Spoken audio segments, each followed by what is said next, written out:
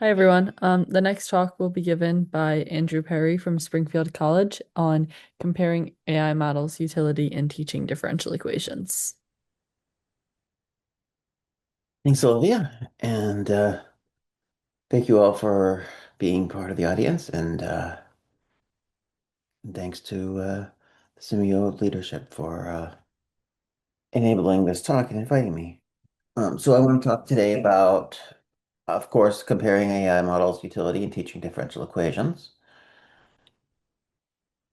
and this will be really a little bit more than that. It'll be about using AI in teaching differential equations in general, as well as trying to find the right model.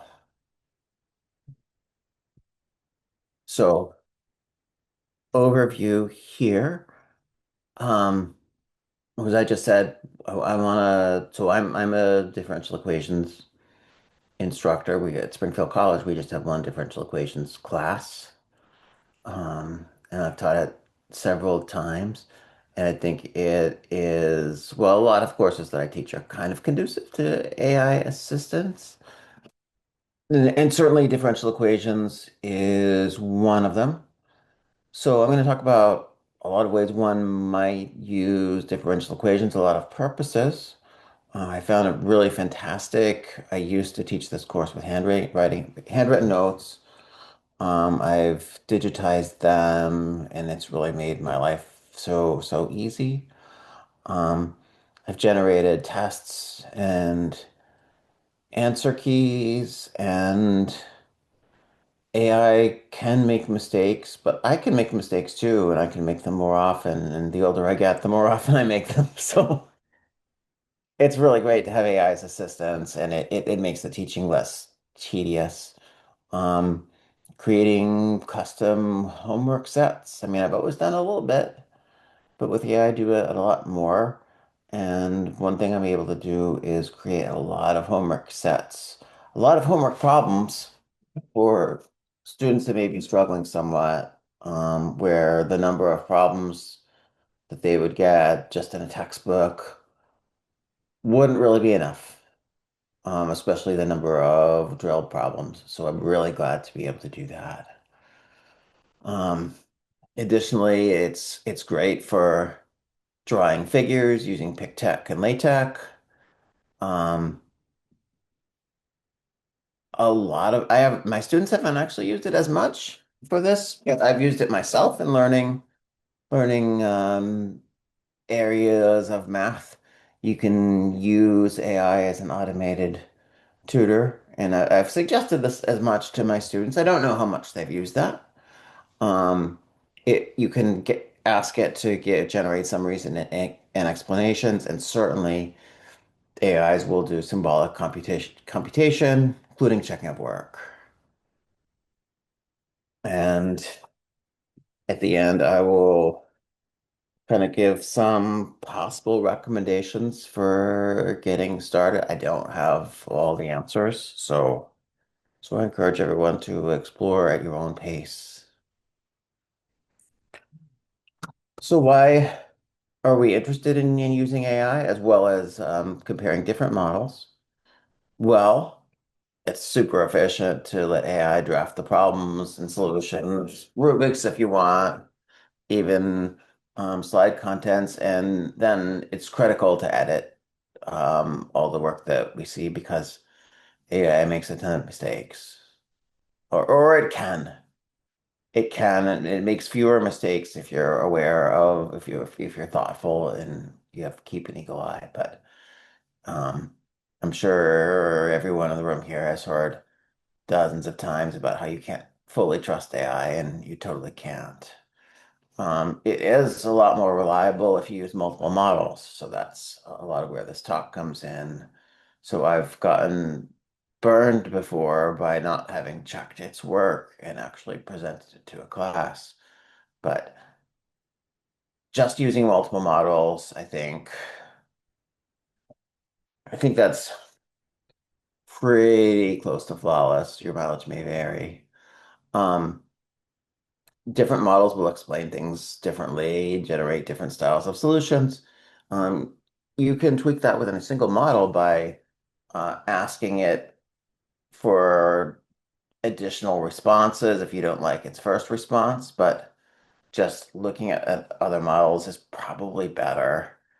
Um, and this is actually probably a good a good way to model the use of AI for our students because AI is probably here to stay and they're probably going to be using multiple models themselves.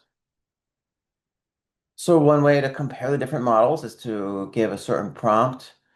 Out of fairness, give it to all of the models independently, or realistically, if I'm comparing, I usually compare two, not always three, and certainly not all the models that are out there. But you could ask, explain in simple terms why first order linear ODEs only need one initial condition, and give me a short everyday life scenario that this might model. And when you're giving AIs any prompt and comparing different models, you notice a lot of differences. Uh, oops. Um, for example, with this particular prompt, you might notice that one model emphasizes uniqueness and existence, another intuition. Some might give different or more appealing real world examples. There might be too many details in some models for your taste or your student's taste or not enough. And then the way they format LaTeX can also be different. So here's some examples of this particular prompt and what different models said. So I'm a pretty heavy user of ChatGPT, and right now for this month, I'm paying for the fanciest model, which is the Pro model, and it costs $200 a month. I'm not going to continue like that, but it's pretty fun to work with for a short period of time. So I can ask for it to do instant or thinking or Pro. And the thinking model costs $20 a month. But I will sometimes ask for an instant answer, and its instant answer is perfectly good here. You can see, so I won't read it all aloud, but you can see it gives a pretty nice basic example.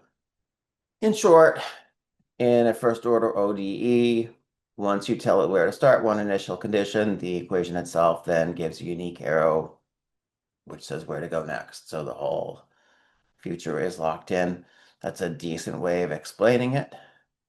You can see the nice mental picture about at the bottom, first order ODE is like you're walking and your speed only depends on where you are. So if I know where you start, I know the entire walk. So that's a perfectly good example. And its everyday life scenario is also, I think it's pretty good and clear. The very common example of coffee cooling or in general in general temperatures. So it does a nice job explaining it. I didn't even try to look at this with the fancier models of ChatGPT because I think just from my own experience they would have said about the same thing. I tried the Claude um, AI by Anthropic. Uh, I also pay for a Claude subscription, but I asked it first in the Haiku model, which is free, and I really like this. I really like its explanation. As you can see, it's kind of similar to the last one. I like its explanations a little bit better.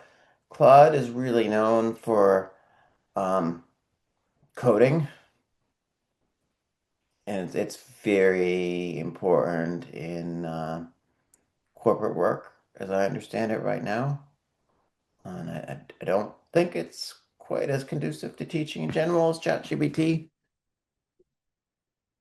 but it's a pretty good model. And I also put it into the Opus version 5.6, which costs $20 a month. And I actually don't like its answer quite as much. It's not as clear to me. Um, but it's kind of similar. So here's what you might want to do. We're probably all teachers here, or at least in education, and so we might like rubrics. So if you want, you could, if you really want to test out the rubric, test out the different AI models, you can create your own rubric and grade them in correctness and clarity and pedagogy and usability. To be honest, I haven't actually been so formal about it. I've just done a lot of trial and error. Um, and I pretty much know what I like. So it really could be as simple as trial and error. Um, some particular examples of model. ChatGPT is the one that everyone knows. In my experience, it's the best for teaching. It's free and it's paid tiers, and it's great at giving really good answers uh, with iterative refinement. Um, Claude can be good at explanations. It's great at generating code. I haven't used it too much for that, but it's certainly its reputation. Gemini is the Google brand, and it's convenient for working with Google tools. And then there's also computer algebra systems like Mathematica and Maple um, that are not really the same thing, but they could, in a sense, be competing with AIs. So you could really compare them as well. And be mindful also that different models um, fail more often than others or in different ways. So here's another possible workflow. You can write a task prompt, run it in 2 or 3 models, um, do your own checks, and then choose your favorite explanation and do a further customization, editing it for your course. And then save the prompt and the output to possibly improve it or at least reuse it for the next time around. I actually don't teach differential equations very often because we have a small program. We only run it every 2 years. But some of my courses I might be like solving stats in my own particular case. I do use AI for that, and I tend to often teach it every semester or a lot of semesters. Scanning and digitizing handwritten notes, really fantastic. It's really been a life changer for me. Um, you can paste a clump of paste a snippet of handwriting into ChatGPT or other models, and it can output really excellent LaTeX. And then once you tweak it and make sure it's accurate, you can share the whole thing as a polished and searchable reference. I've had a lot of success with ChatGPT itself for this purpose.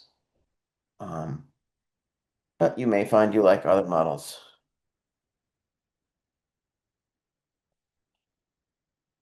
And how they might differ, well, you might give it your notes on second order linear ODEs and ask it convert it to clean LaTeX, preserving headings in math environments. Or you could also be as simple as just saying digitize these notes and convert these to LaTeX. And the different models. I see we're running a little bit short of time, so I'll try to move a little faster through these slides. But you can see that the different models might have these different advantages and disadvantages. For example, one model might have better sectioning. So generating tests and answer keys, it's very pleasurable to have a test generated by someone else, especially if you're trying to ask multiple questions. If you're doing any kind of drill. I've sometimes used multiple choice. Sometimes it can be frustrating to do this with an AI, but when it works, it works great.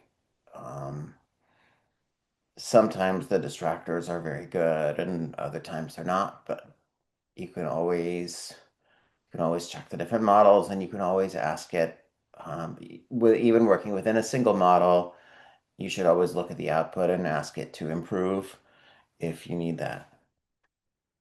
So here's one prompt for generating a test. Generate 5 multiple choice questions on first order linear ODEs and include one correct answer and 3 distractors each. Custom homework sets. Generating custom homework sets.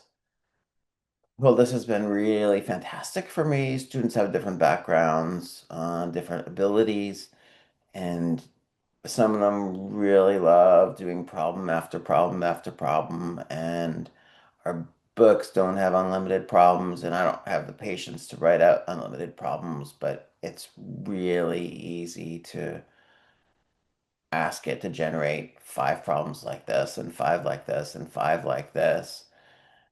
And it can also be, I found the AIs are pretty smart about gradually ramping up the level of difficulty.